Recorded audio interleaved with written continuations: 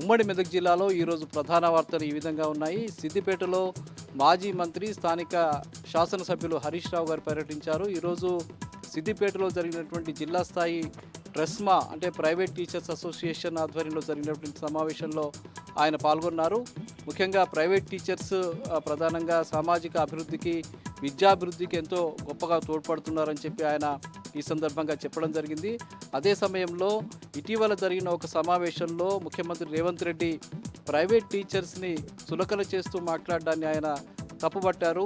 Private teachers అయినా, ప్రభుత్వ teachers అయినా ఎవరైనా విద్యాభివృద్ధికి కృషి చేస్తున్న వాళ్ళే. వాళ్ళ జీతాలు తక్కువైనా వాళ్ళ నైపుణ్యం గొప్పది, వాళ్ళు పనిచేస్తున్న పని గొప్పది అని చెప్పి ఆయన వాళ్ళకి కితాబు ఇవ్వడం జరిగింది.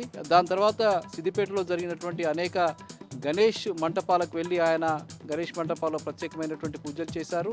అట్లాగే ఇక్కడ జరిగినటువంటి అనేక కార్యక్రమాల్లో ఆయన పాల్గొన్నారు. అదే సమయంలో సిద్దిపేటలో జరిగినటువంటి విపంచి ఆడిటోరియంలో జరిగినటువంటి ఇటీవల మరణించినటువంటి తెలంగాణ ఉద్యమకారుడు జాన్ వెస్లీ సంతాప సభ జరిగింది. ఆ సంతాప సభలో పలు ప్రముఖులు పాల్గొన్నారు. ప్రముఖ కవి, రచయిత నందిని సిద్ధారెడ్డితో పాటు స్థానికంగా ఉండేటువంటి నాయకులు, అట్లాగే మాజీ ఎమ్మెల్యే రసమై బాలకిషన్తో పాటు పలువురు ప్రజా సంఘాల నాయకులు అక్కడ పాల్గొని ప్రసంగించినటువంటి పరిస్థితి ఉంది.